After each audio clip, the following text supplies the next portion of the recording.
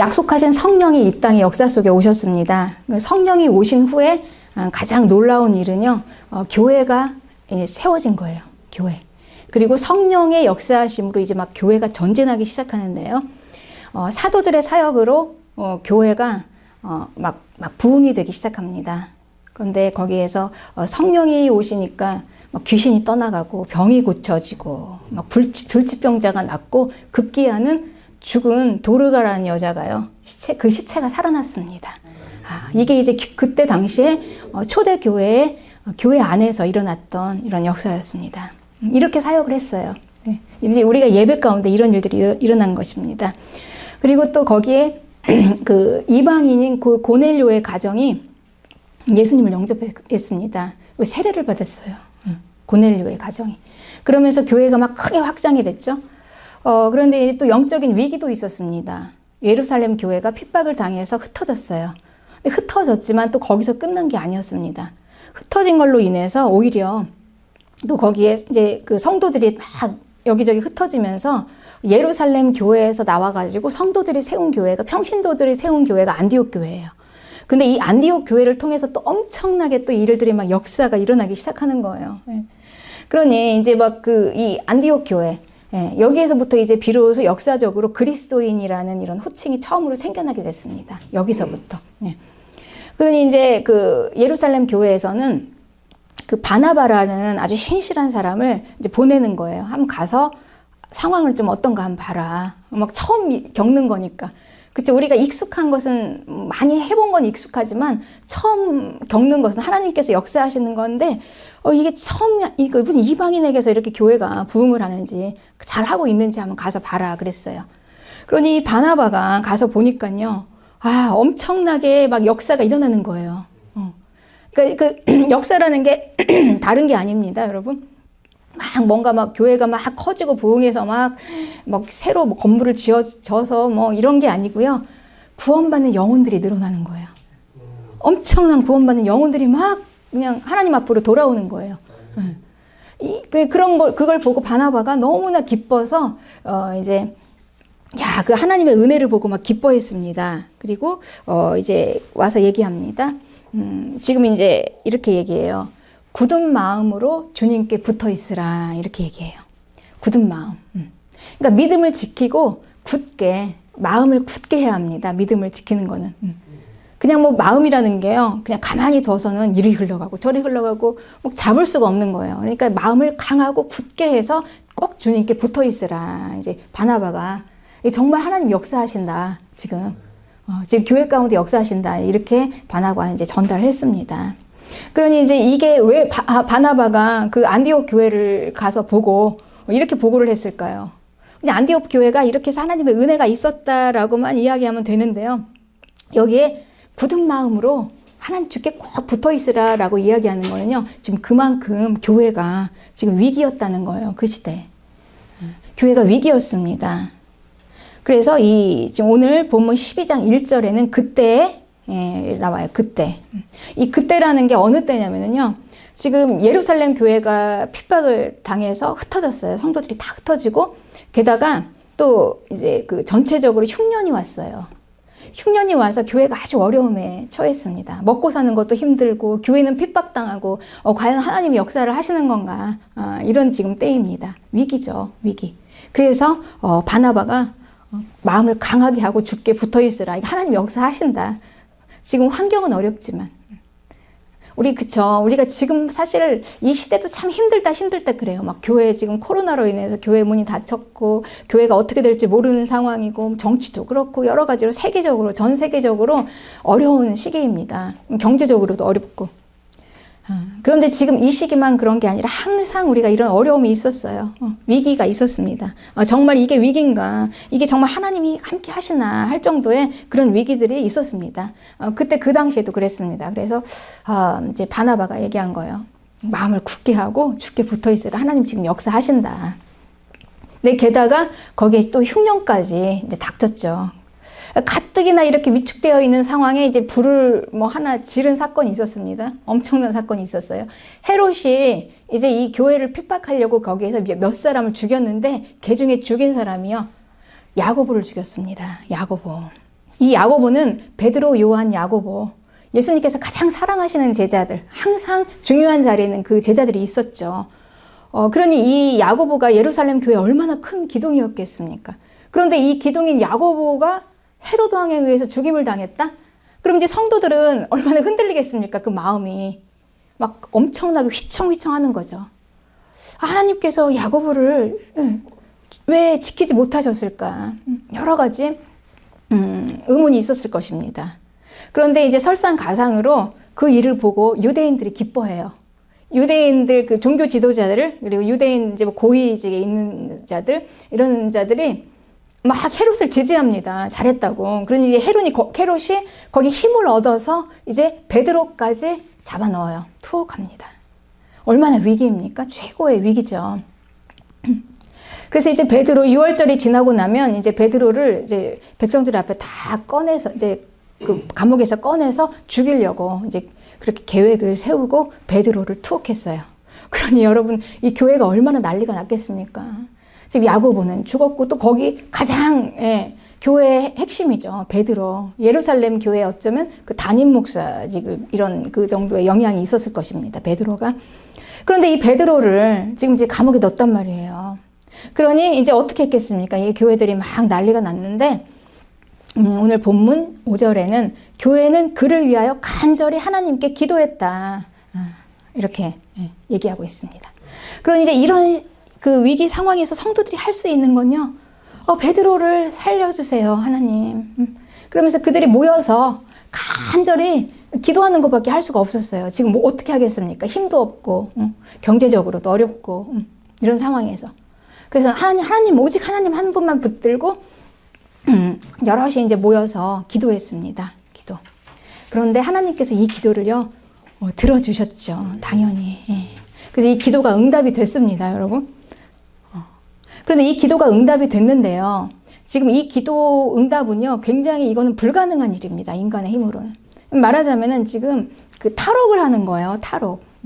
우리가 이제 보통 영화 같은 거 보면 이렇게 죄수가 감옥에서 탈출을 하는데 보통 어려운 게 아니죠. 그런데 지금 이 베드로는 전력이 있어요. 전에 한번 감옥에 넣었는데 천사가 와서 구해줬어요. 그러니 막 더 강화시켜서 지킨 것입니다. 그래서 이제 4명씩 딱 짝을 지어서 4패로 나눠서 막 눈을 그냥 어디 돌리지도 않고 베드로를 막 꼼짝없이 지키고 있었던 거예요. 그런데 이제 그날이 이제 베드로를 죽이려고 하기 전날이었습니다. 전날 밤. 그 전날 밤에 이제 기도 응답으로 천사가 왔습니다. 베드로에게. 천사가 왔어요. 그런데 베드로를 좀 보십시오. 어떻게 하고 있는지. 천사가 왔는데 베드로가 잠을 자고 있었어요. 그러니까 이 두 병사들 사이에서 잠을 자고 있었다라는 걸 보면 아마 이 병사들이 그냥 베드로를 꼭 차고 있었던 것 같아요. 그러니 병사들 사이에서, 두 병사 사이에서 자는 거예요. 잠이 오겠습니까? 그런데 베드로는요, 잠을 잤어요. 네, 편안하게 잠을 잤나 봐요. 천사가, 여기 이제 그 본문을 보면은, 베드로의 옆구리를 천사가 쳤다라고 나와 있습니다.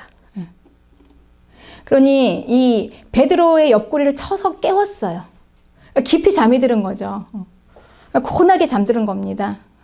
그러니까 이게 바로 평안입니다. 평안. 그러니까 그리스도인의 평안이 무엇인가?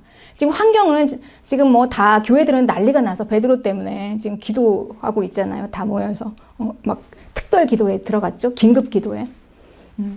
막 중보기도 막 여기저기 다 지금 요청을 했을 거 아닙니까? 성도들은 기도하고 있는데 이 베드로는 이 위기 앞에서 자기가 지금 내일 당장에 죽을 수도 있는 이 환경에서 그래도 평안하게 잠을 잘 수 있는 거, 이거는요 믿음이에요. 믿음.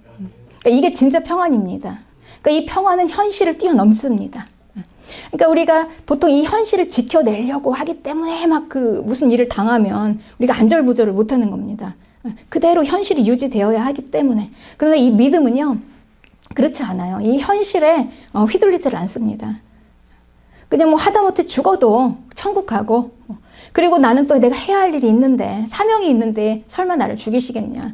베드로는 이렇게나 저렇게나 그냥 뭐 현실에 아무런 그 위축될 필요도 없고요. 당당한 것입니다. 자고 있었어요, 베드로가. 이제 천사가 막 급히 깨웁니다. 나타나서. 그래서 이제 베드로의 옆구리를 쳐서 깨워가지고 이제 고나게 잠든 베드로를 깨워요. 그리고 베드로에게 이제 띠를 띠고 신을 신어라. 그리고 겉옷을 입고 빨리 따라와라. 이제 이렇게 하는 겁니다. 그래서 이제 이 베드로를 데리고 쭉 천사가 오는데 이제 베드로는 이게 과연 현실인가? 이게 환상인가? 이제 모르겠는 거예요. 그냥 막 잠결에 막 나온 겁니다. 그리고 이 베드로는 또 환상을 보니까 현실과 영적인 세계를 왔다 갔다 하잖아요. 그러니까 막 정신이 없는 겁니다. 그런데 이제 딱 나와서 이제 문 2개를 지나서 이제 성문 밖으로 나왔습니다. 이제 성문을 지나서 나왔습니다.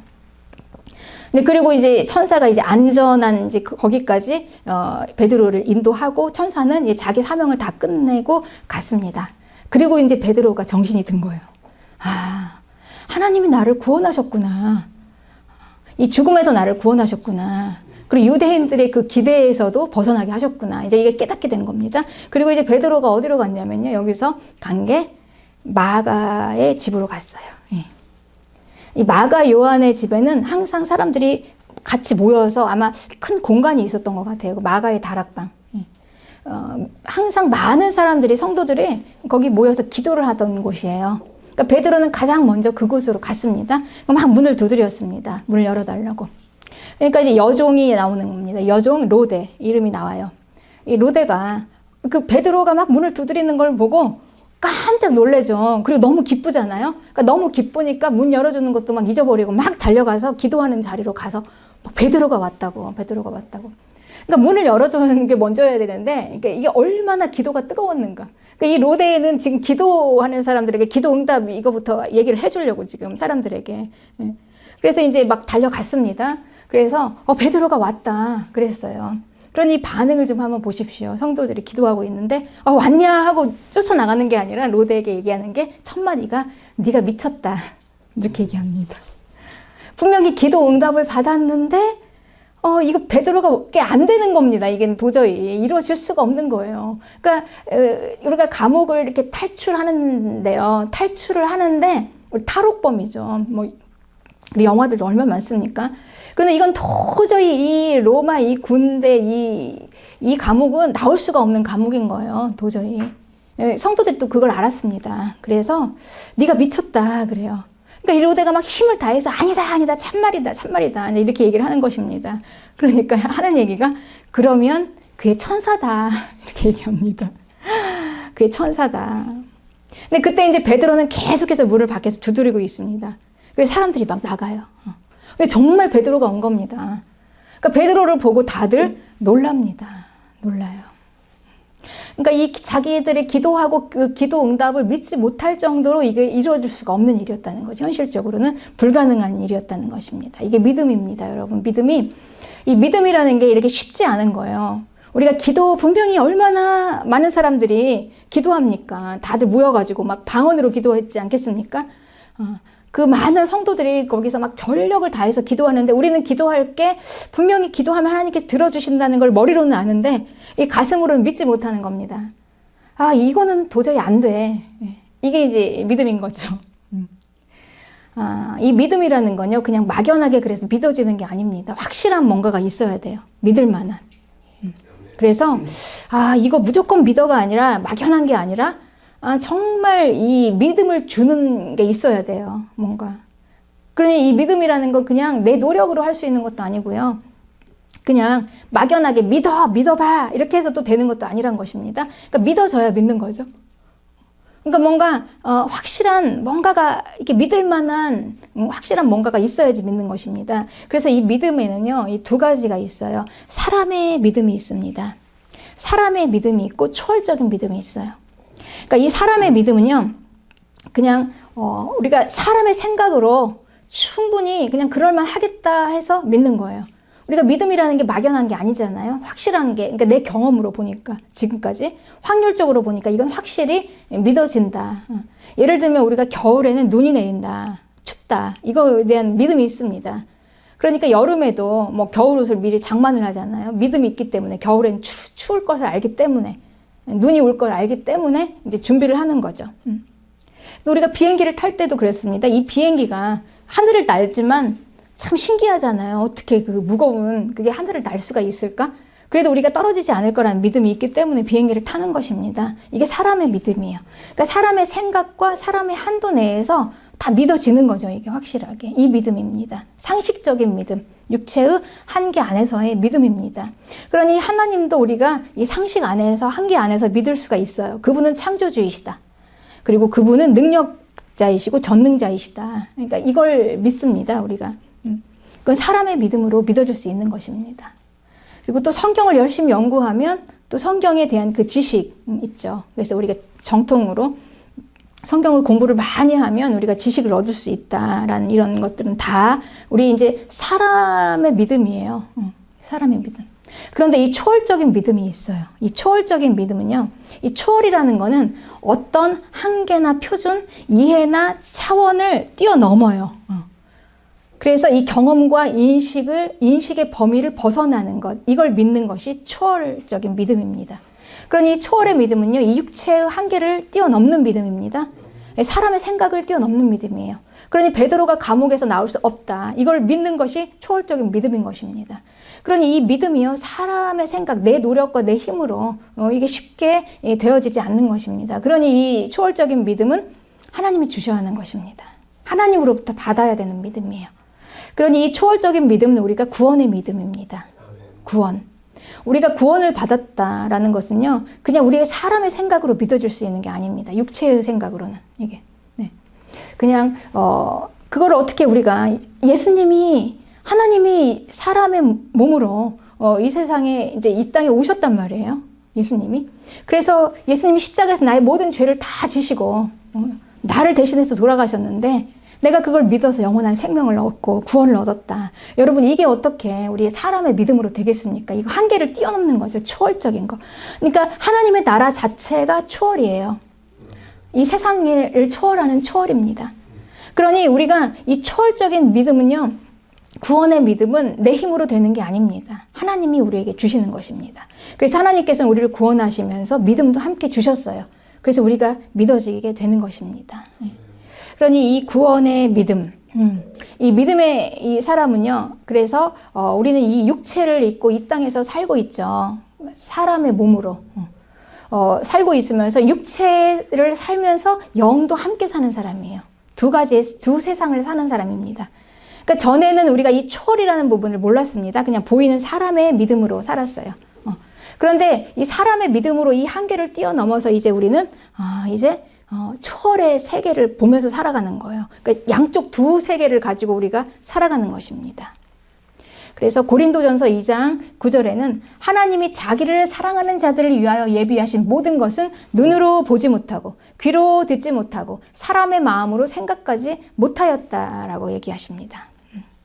하나님이 우리에게 주신 이 모든 것들, 초월적인 그 초월의 세상, 하나님의 나라, 그 하나님의 나라, 그 하나님 자체가 초월이잖아요. 우리 사람의 생각을 뛰어넘는 거 아닙니까?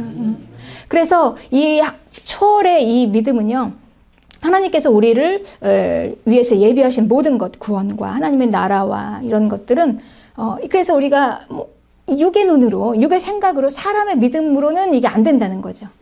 이렇게는 하게 되어지지 않았다는 거예요. 그러니 초월적인 믿음을 갖지 않으면 우리는 이 구원의 구원을 믿을 수가 없는 것입니다. 그래서 하나님께서는 오직 하나님이 성령으로 이것을 우리에게 보였다 그랬어요. 성령으로. 네. 그러니까 우리가 하나님의 자녀가 되어서 성령을 받지 않으면은요, 초월적인 믿음을 가질 수가 없다는 얘기예요. 그러니 이 초월적인 믿음을 그러니까 그리스도인은 초월적인 믿음을 가진 자들입니다. 그래야 우리가 구원까지 갈 수 있죠. 그런데 이걸 성령으로 우리에게 보이셨다. 그래서 12절에 우리가 세상의 영을 받지 아니하고 오직 하나님께로 온 영을 받았으니 그랬어요. 이게 하나님이 우리에게 은혜로 주신 것을 알게 하려고. 그러니까 세상의 영으로 사는 게 아닙니다, 여러분. 우리가 육체를 입고 우리가 육체의 세상에서 살지만 우리는 세상의 영으로 사는 게 아니고요, 이 성령으로 살아요. 하나님의 영, 하나님으로부터 온 영을 받고 살아가는 것입니다. 그러니까 우리는 그냥 그 그리스도인이 어떻게 살아가는가, 항상 우리의 삶을 우리는 잊으면 안 됩니다. 그러니까 세상 사람들하고는 많이 다르죠. 세상 사람들은 이 초월이 없어요. 그냥 사람의 믿음 가지고 충분히 사라집니다. 사람의 믿음만 가지고 종교 생활도 할 수 있어요. 그 사람의 믿음 가지고. 그 범위 안에서 할 수 있습니다. 그러나 우리는 성령, 그리스도인은 성령 세례를 받은 성령의 사람들은요, 그것만 가지고 안 된다는 것입니다. 우리는 초월적인 세상을 살아가야 하는 사람들이기 때문에 그렇습니다. 그래서 우리 그리스도인들은요, 초월적인 삶을 사는 사람들입니다. 그러니 우리에게는 분명히 우리 사람에게는 그 두 가지 길이 있습니다. 사람의 생각으로 가는 육체의 길이 있고, 그리고 초월적인, 그러니까 이 초월적이니까 우리는 어떤 약간 그 4차원의 세계에서 살아가는 사람이죠. 4차원이다. 우리 좀 그렇잖아요. 엉뚱한 사람들 보면 저 사람 4차원이야. 그렇잖아요. 그러니까 이 뭔가 평범하지 않은, 뭔가 뛰어넘는 것 같은, 천재 같은. 그러니 우리는 영의 세상을 넘나들잖아요. 이 초월적인 삶을 삽니다, 우리는. 그래서 갈라디아서 5장 20절에는요, 육체의 일은 그렇습니다. 음행, 더러운 것, 호색. 이거는 뭐 세상 사람들은 이거를 그냥 뭐 아무렇지도 않게 하는 거예요. 사실 이게 음행, 더러운 것, 호색. 누가 요즘엔 이거를 뭐 가는 법도 폐지가 됐는데 이거를 누가 뭐라고 합니까? 그리고 또 우상 숭배와 주술. 그러니까 다른 그 종교를 갖는 것도 뭐 많은 사람들이 살면서 하는 일이죠. 그리고 원수 맺는 거, 분쟁, 시기, 분냄, 당짓는 거, 분열, 이단, 투기. 이런 것들은 그냥 살면서 자연스럽게 일어나는 일들이잖아요. 사람들이. 다 이렇게 살아요. 우리가 어떻게 원수가 뭐 나를 미워하고 내가 미워하지 않는 사람이 어떻게 있을 수가 없으며 우리가 분쟁하고 시기하고 서로 싸우고 막 투기하고 이게 어떻게 있을 수가 있겠습니까? 술도 마시고 방탕하죠. 그런데 이게 이런 일을 하는 자는 하나님의 나라를 유업으로 받을 수 없다라고 분명히 말씀하고 있습니다. 그러니 이 천국을 갈 수 없다는 일이에요. 그러니까 우리가 일상적으로 아무 생각 없이 살아가는 세상 사람들이 사는 이 삶을 가지고는 구원을 못 받는다는 거죠. 그러니 우리는 어떤 삶을 살아야 하냐? 초월적인 삶을 살아야 하는 것입니다. 영의 세계의 삶을 살아야 하는 것입니다. 이게 그리스도인의 삶입니다. 그래서 우리는 성령의 열매, 사랑, 희락, 화평, 오래 참음, 자비, 양성, 충성, 온유, 절제. 어떻게 우리가 이렇게 살지라고 하지만 이 열매로 우리가 아는 거죠. 그래서 그리스도 예수의 사람들은 육체와 함께 그 정욕과 탐심을 십자가에 못 박았다. 이렇게 얘기합니다. 이미 우리는 그 두 가지 세상을 살고 있죠. 그리고 육체의 몸을 입고 사람의 세상에서 사람의 삶을 사는데요. 그러면서 또 하나는 초월의 삶을 삽니다. 그런데 이 두 가지를 우리는 그리스도인은요, 이 처음에 이 육체의 사람의 삶을 이미 죽었어요. 십자가에다 다 이미 못을 박아버렸습니다. 그러니까 더 이상 이거는 뒤돌아볼 필요도 없어요. 다시 이걸 살 수가 없다는 거죠. 그래서 이제 이 삶은 그냥 죽었어요. 십자가에서 예수님과 함께 십자가에서 죽었습니다. 그래서 그냥 소멸시켰습니다. 없어졌어요. 그리고 우리는 이제 새로운 생명을 받아서 이 초월적인 생명으로 이제 살아가야 하는 거예요. 그러니까 이게 우리는 이중적인 이런 세상에서 이중적인 삶을 살죠. 육체의 세상에서 우리는 초월적인 삶을 사니까. 그렇지만 우리가 이 육체의 삶은 이미 죽었습니다. 십자가에서. 그러니 이 육체의 삶이 요구하는 이 육체의 것들은 우리가 이걸 다시 꺼내서 살면 우리는 이게 이제 사망의 길로 가는 것이라는 겁니다. 그리고 우리는 이제 여기에 더 이상 미련을 둘 필요도 없고 다시 우리가 이것을 다시 살할 필요도 없고 이제 우리는 앞만 보고 가야 돼요. 앞으로 소망을 향해서 초월적인 삶을 향해서 그 초월적인 아무도 보지 못하는 하나님의 나라, 그 성령 받은 자들만 알 수 있는 그 성령으로 깨닫게 하시니까 이거를 사람의 믿음으로는 안 되는 겁니다. 그래서 우리가 이런 삶을 사는 게 이제 그리스도인인데요. 그래서 우리는 이게 이제 여기 여러분이 이제 아마 이렇게 주변에 보시다 보면 아마 이제 이런 그 키가 여기에 있어요. 바로 우리 그리스도인은요, 그러니까 육체의 삶으로 사람의 생각으로 신앙생활을 하면 안 되죠. 당연히. 그러니까 완전히 라이프 스타일이 달라요. 이제는 죽었으니까. 그리고 이제 초월적인 삶을 이제 하나씩 배워가고 그 새 생명으로 그 삶을 살아야 하는데 그대로 우리가 그냥 구원받은 건 받은 건데 우리가 그 육체의 것들을 계속해서 품고 가는 그리스도인들이 있습니다. 그러니 이제 이들이 어려운 겁니다. 이들이. 그래서 이제 우리가 가끔 한 번씩 전도하고 이 교회 한번 나와라. 또 이렇게 한 번씩 영혼 구원하려고 기도하고 하는데 무지 안 되는 사람들이 있잖아요. 저렇게 될 만한데. 그러니까 그 사람이 고집이 세서 그러니까 특별하게 이런 사람은 그렇고 이 사람은 고집이 없어서 이런 게 아니고요. 그냥 그 안에 생명이 있느냐 없느냐예요. 그 안에 계속 육체를 가지고 있느냐 아니면 그 안에 이제 초월적인 믿음으로 초월적인 성령의 생명이 부어졌느냐죠. 그러니 우리 그리스도인들은요. 그러니까 처음에 우리가 받은 그 육체의 생명은 이제 육체로 가는 그 생명은 이미 죽은 자들입니다. 그러니까 그걸 계속해서 우리가 가지고 있고 그렇게 살려고 하니까 믿음 생활이 안 됩니다, 여러분. 그걸로는 안 돼요. 육체의 사람이 가장 추구하는 건 뭐냐면 자기 중심이에요. 내 몸이니까. 그래서 내가 중심이 돼요. 모든 게 다 내가 중심이 되어서 내가 원하는 대로. 그러니까 나에게 유익이 있으면 취하고 아무리 좋아도 내가 그게 유익이 아니면 이제 버리는 거죠. 세상 사람은 다 그렇게 살지 않습니까? 육체의 사람들이. 그래서 이게 이제 아주 자기 이기주의인 거죠. 자기 중심적인 이기주의. 그래서 그 디모데후서 3장 3절에는요. 말세에 고통하는 때가 온다고 그랬어요. 고통. 그런데 이 고통하는 그 원인이 뭐냐? 사람들이 자기를 사랑하며 그랬습니다. 이게 고통의 원인이라는 겁니다. 그러니까 이 극도의 이기주의가 실은 우리의 마음에 고통을 주는 거예요. 그러니까 내 유익을 골라서 취하는 거죠. 자기중심적. 교회 생활도 신앙생활도 우리가 이렇게 하는 거는요. 실은 이게 나에게 유익을 줄 것 같고 내가 좋을 것 같아서 우리는 그렇게 하는 거잖아요. 그런데 실제적으로 이게 이것 때문에 고통한다는 겁니다. 이 고통하는 때. 그러니 우리 그 초월적인 믿음을 가진 그리스도인들은요. 하나님 중심의 삶을 삽니다. 나에게 유익이 안 되어도 하나님이 원하시는, 그래서 헌신도 할 수 있는 거고요. 그리고 열매를 받을 수가 있는 것입니다. 축복으로. 그렇습니다. 그래서 이제 우리는 우리 초월적인, 그래서 우리 그 그리스도인들은요, 항상 두 가지가 있어요. 사람의 믿음이 있고, 초월적인 믿음이 있고, 그리고 사람의 삶, 육체의 삶이 있고, 초월적인 삶이 있어요. 영적인 삶. 그러니까 이 두 가지를 우리가 분명히 알고, 거기에 대해서 분별하면서 살아야 하는 것입니다. 다 똑같이 그냥 살으면 안 돼요.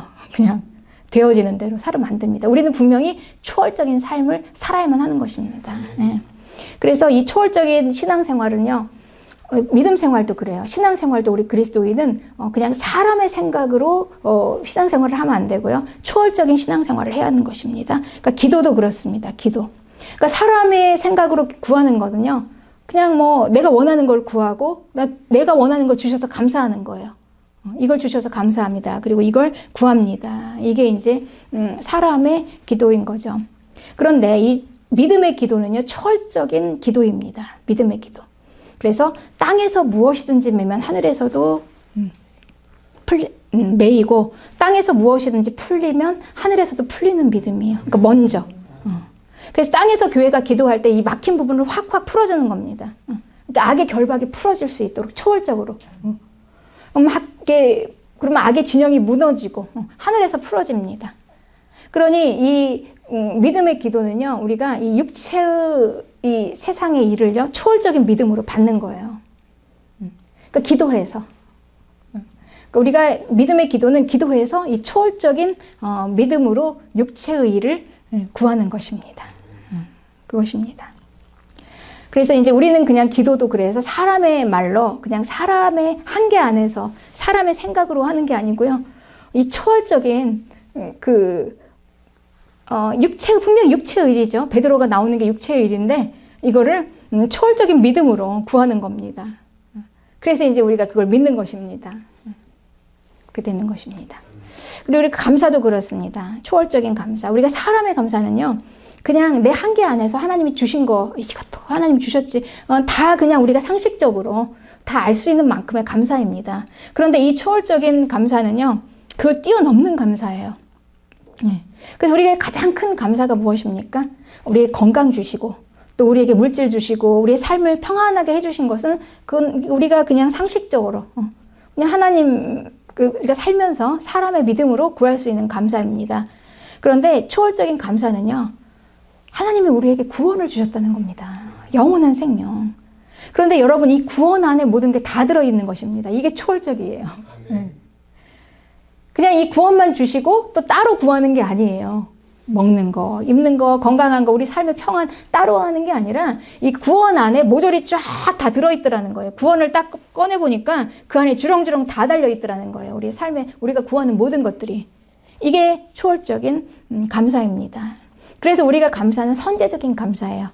그냥 마땅히 받았기 때문에 감사하는 하나님 이 한 해도 하나님께서 지켜주셔서 우리의 추수한 것으로 하나님 앞에 올려드립니다 하면서 이런 하는 감사가 아니라요. 이 구원의 감사를 우리가 이미 받았기 때문에 하나님께서 과거에도 그리고 현재 지금도 그리고 앞으로도 아버지께서 우리를 지켜주시고 보호할 걸 믿는 거예요. 그래서 이 한 해도 지켜주셔서 감사하지만 내년에도 하나님께서 지켜주실 걸 우리가 미리 아는 겁니다. 미리 감사하는 겁니다. 이게 이제 초월적인 감사인 것입니다. 그리고 우리 그리스도인들의 신앙은요 초월적인 사역을 합니다. 사역. 그러니 이 사역이요 우리가 이 사람의 생각으로 하는 사역은 그냥 모든 게 다 보기에 그렇지 예측을 할 수가 있어요. 뭐 열심히 하는 것만큼 또 성과가 있습니다, 여러분. 그리고 뭐 기업이나 이런 단체나 공동체도 열심히 해서 우리가 세울 수 있습니다. 그런데 이 초월적인 그 사역은요, 성령이 하시는 사역인데요. 성령의 뜻을 따라 성령을 따라가서 이루시는 것인데 이 때와 기한도 하나님이 정하시고 그리고 또 환경도 전혀 관계없이 이게 되어질까 하는데도 이루어지는 이것입니다. 그래서 도저히 불가능한 환경과 조건인데도 여기에서 뭔가 하나님의 역사가 일어났는데 그 강력하신 하나님의 역사가 일어나는 게 우리가 이 사람의 사역은요. 항상 풍성함이죠. 잘 되는 거죠. 많이 모이고 뭔가 막 부한 거잖아요. 그런데 이 초월적인 사역은 그게 아니라 이 환경과 조건이 전혀 아닌데 뭐냐면 가장 중요한 건요. 거기서 영혼 구원이 일어나는 거예요. 영혼 구원이 막 일어나는 거예요. 도저히 안 될 것 같은데 거기서 막 죽은 영혼이 막 살아나는 거죠. 회복이 되고. 이게 초월적인 사역입니다.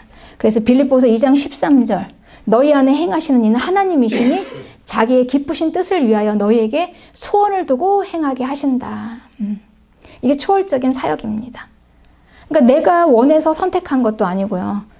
내가 하겠다고 해서 되는 것도 아닙니다, 여러분. 우리가 이 사역이라는 게.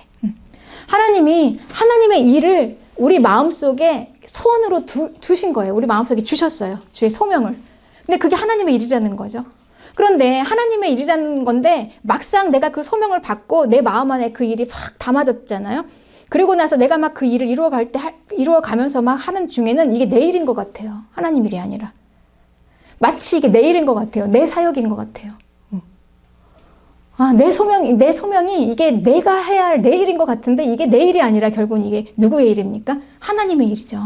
근데 하나님의 일을 마치 내 일인 것처럼 내 안에다 딱 그 소원으로 두시니까 막 내가 이걸 막 하고 싶은 하고자 하는 막 그 열망이 막 생겨나는 것입니다. 이게 초월적인 사역인 것입니다. 그래서 이 초월적인 사역은 사람의 생각으로 하는 게 아니라 하나님이 하시는 거기 때문에 필요한 모든 걸 다 채워주시고 또 때에 따라서 하나님께서 다 보내주시고 또 하나님께서 또 하시고 이렇게 하는 것입니다. 저는 이제 그러니까 우리가 뭔가 갖춰 있어서가 아닙니다, 여러분. 이 초월이라는 것은요, 환경은 전혀 아니라는 거예요. 아무것도 안 돼요. 그러니까 베드로가 도저히 감옥에서 나올 수가 없는 거예요. 아무도 그 기도 응답이 이루어질 거라는 거 믿지 못하는 사람의 생각으로. 환경은 전혀 관계가 없습니다. 환경이 도저히 안 될 것 같은 데서 이루어지는 게 초월입니다, 여러분. 이 초월적인 믿음입니다. 제가 처음에 소명을 받았을 때 그때가 제가 초신자 때 받았습니다. 초신자 처음 예수님 믿었을 때 그때 저희 남편이 신학교를 가고 아직 교회도 제대로 개척을 해서 뭐 목사라 뭐 담임 목사나 이런 목사라는 이런 것도 없었어요.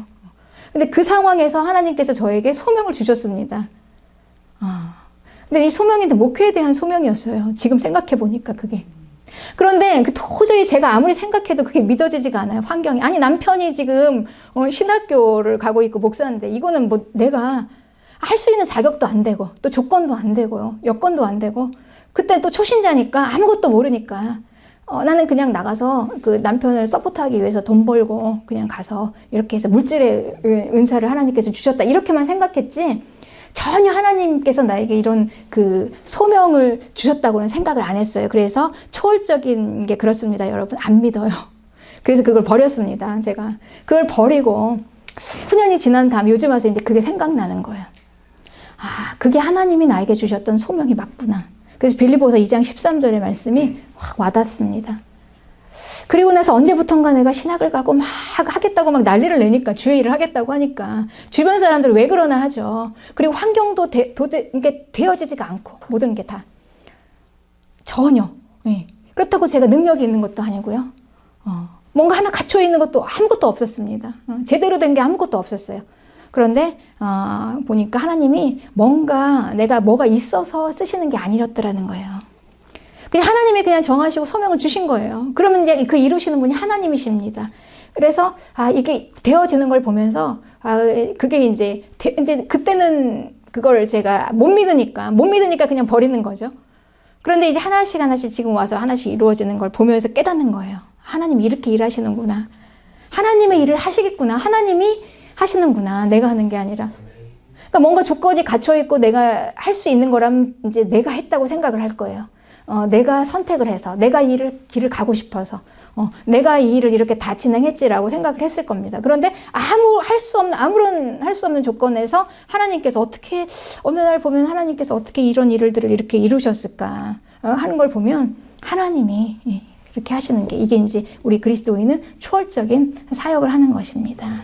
그러니 우리는요, 그냥 내가 지금, 그러니까 모든 사람들이 다 그래요. 초월적인 사역을 하는 사람들은요, 버겁습니다. 환경이 안 따라오니까, 아무것도 아니니까. 내가 뭔가 말씀을 전할 수 있는 능력이 있는 것도 아니고. 그리고 내가 무슨 신학교, 뭔가 학벌이 나이도 그렇고, 여러 가지 조건도 그렇고, 환경도 그렇고.